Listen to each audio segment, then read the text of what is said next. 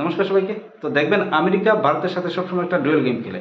তারা বাইরে বাইরে ভারতকে সাপোর্ট করলেও ভিতরে ভিতরে কিন্তু সবসময় পাকিস্তানকে সাপোর্ট করে। কিন্তু আসলে কেন? দেখেন, আমার চ্যানেলে জানেন আপনারা যে আমি কোনো মিস ইনফরমেশন দিই না বা ভুয়ো ইনফরমেশন দিই না। তাই একদম প্রমাণসহ এবং তথ্যসহ বলবো যে কেন আসলে আমেরিকা সবসময় পাকিস্তানকে সাপোর্ট করে। ইভেন যখন অপারেশন সিন্দুর হয়েছিল তখনও দেখলাম আমরা যে পাকিস্তানের সাপোর্ট করেছিল আমেরিকা, কিন্তু ভারতে সাপোর্ট করেনি। তো চলেন প্রথম রেফারেন্সটা দেখি। তো আমি যে রেফারেন্সটা দেখাচ্ছি সেটা হচ্ছে ভারত সরকারের অর্থাৎ সিবিএসসি স্কুলের বই থেকে নেওয়া একটা রেফারেন্স। তার মানে আপনারা বুঝতে পারেন যে রেফারেন্সটা কতটুকু জেনুইন এবং রেফারেন্সটা কতটুকু অথেন্টিক। তো চলুন প্রথম রেফারেন্সটা পড়ি। কি লেখা? India and USA shared a good relationship during the Sino India war.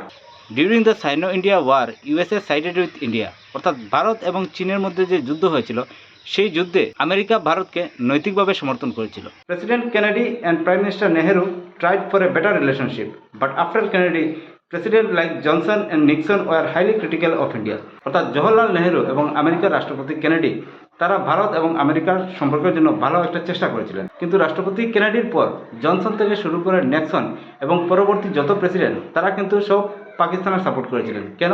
Because Pakistan was a member of CENTO. অর্থাৎ পাকিস্তান এবং আমেরিকা দুই দেশই সেন্টো বলে একটা অর্গানাইজেশন আছে, সেই অর্গানাইজেশনের মেম্বার।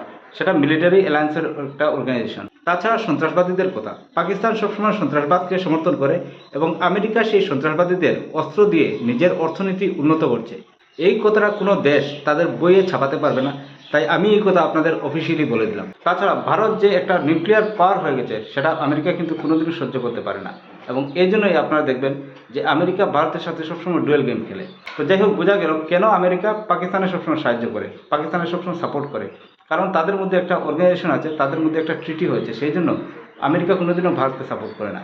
এবং এখন যে প্যাক সিলিকাতে অ্যাড করার কথা ভাবছে তা কিন্তু বাধ্য হয়, কারণ ভারত ইউরোপের দেশগুলোর সাথে ফ্রি ট্রেড এগ্রিমেন্ট করছে। এবার এটা যদি হয়ে যায় তাহলে আমেরিকার হাত থেকে ভারতের বাজার চলে যাবে। সেই বয়ে আমেরিকা এখন ভারতকে বিভিন্নভাবে প্রলোভন দেখাচ্ছে তাদের ফেভারে, তাদের গ্রুপে নেওয়ার জন্য। আশা করি বোঝা গেল যে আমেরিকা কেন সবসময় পাকিস্তানকে সাপোর্ট করে। ভালো থাকবেন, সুস্থ থাকবেন।